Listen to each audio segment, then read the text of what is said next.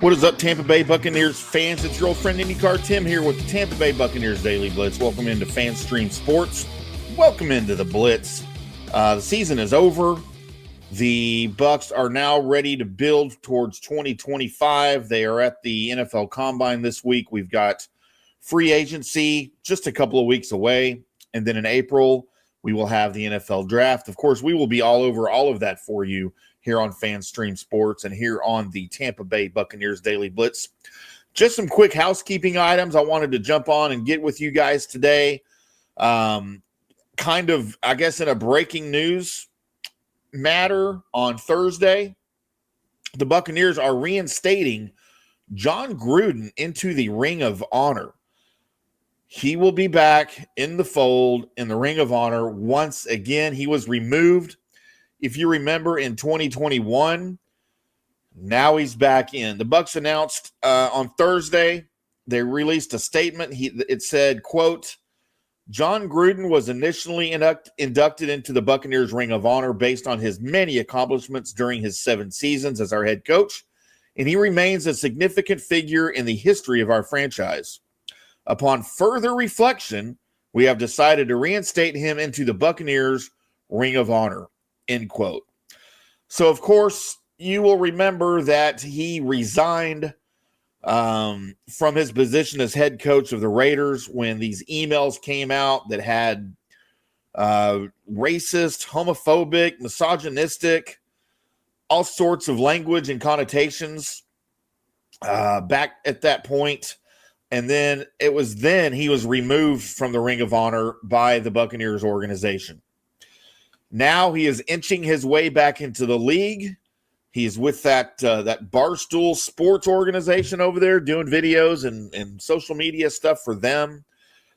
So he, is I guess his name's, I don't want to say it's being cleared, but I think what we're seeing is it was a little bit of an overreaction the first time around, and it's simply just coming around and it's fixing itself. That's the way I see it. You might see it different. I don't want to make light of the whole email situation, but that's just from my vantage point, that's what I see. I think there was a bit of an overreaction to all of this, and now it's to the point where it's either long enough. It's been long enough now that people are forgetting, or maybe we're finding out it maybe wasn't quite as bad as what everybody thought to begin with. But either way, he is back into the Buccaneers Ring of Honor where he belongs. Of course, he led the Bucs from 2002 to 2008, winning Super Bowl 37 in his first year with the club.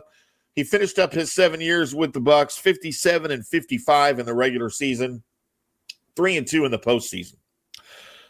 Moving on, it came out on Wednesday that the Bucs will not pick up safety Jordan Whitehead's 2025 option, which means he will be a free agent next month, along with 24 other free agents for the Bucs. That's going to be a different episode probably later this week or over the weekend.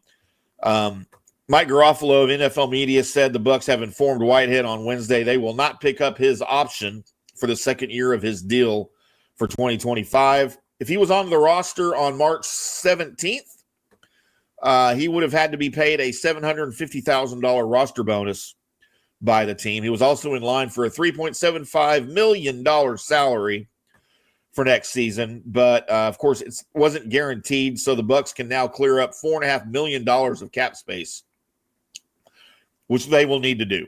They're going to need all the money they can get there this offseason. Of course, if you remember, Whitehead was placed on the non-football injury back early in January after being hurt in a car accident in which he was running late to a practice, and he was speeding there up Del Mabry in an attempt to get to the facility on time, and was involved in a pretty serious car accident. He's underwent or suffered some pretty serious injuries. He didn't play the Bucs postseason game, and who knows when he'll be healthy again. Had a neck injury, and that can be just debilitating for someone in his position.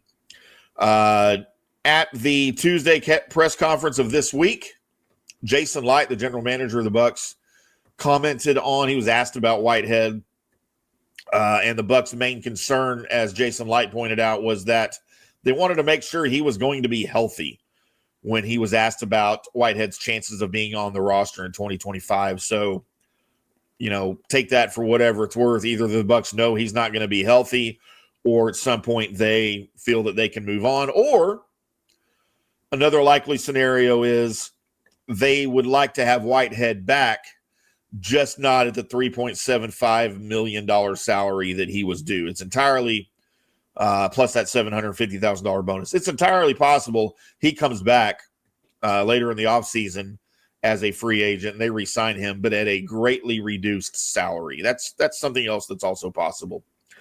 And then I don't do this often. Moving on, I've been notably critical of Todd Bowles and his coaching displays over the past couple of years, especially if you're a fan of the JP Peterson show. You hear JP and I being very critical of Todd Bowles and his ability or inability, however you want to use that word, to run the defense and run the entire team from the sideline. Lots of question marks about that. Lots of question marks about his defense. I do want to give Todd Bowles props for one thing, though, especially as a defensive coach. So there's a lot of talk now about the league banning the so-called tush push that the Philadelphia Eagles have made, famous for them because they can do it, and it seems like no other team can. But there's talk going around about the league banning that as a play, as a legal play, where it used to be that a runner could not get help from a teammate. You weren't allowed to push him from behind. You weren't allowed to pull him from in front. You weren't allowed to assist the runner. Now that went out the window. You're still not allowed to pull a runner, but for some reason they're allowing you to push a runner now. And I just think personally that's a huge safety issue. And look at the number of guys on other teams that have been injured in tush push scenarios that weren't on the Eagles. You get guys hurt all the time. But to Todd Bowles' credit, and he is on the competition committee for the NFL, so he was one of the voices, one of the guys that would review this. He's not for a ban of the tush push. And I think that's a tremendous thing for him to say as a defensive coach and having to defend it. His quote, he explained this on Pro Football Talk Live with Mike Florio. He said, quote, "The safety of it is always going to be a question because it's a rugby style play, but I have nothing against it. You found guys that are being creative and found the niche and how to gain an edge in this league, and that's what we as coaches try to do on a daily basis. Now it's up to defensive coaches to try to gain an edge and try to stop it. That's the challenge of it. Every time someone brings something new, whether it's offense or defense, I'm all for it that way," end quote.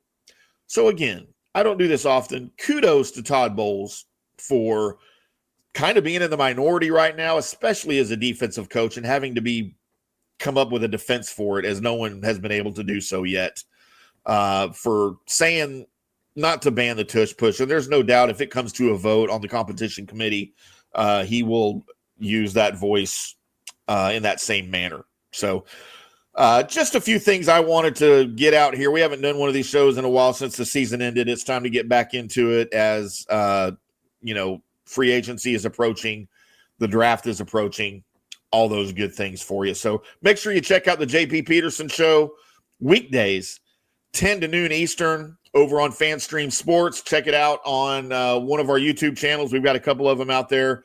And also wherever you get your podcasts. It's live 10 to noon, and it's available for podcast within an hour of the show ending that same day. So make sure you subscribe as well here to the Tampa Bay Buccaneers Daily Blitz. I'm IndyCar Timm. We'll do it all again here in the next day or two, go over some possibilities for the in-house free agents for the Tampa Bay Buccaneers. Until next time, boys and girls, we'll see you.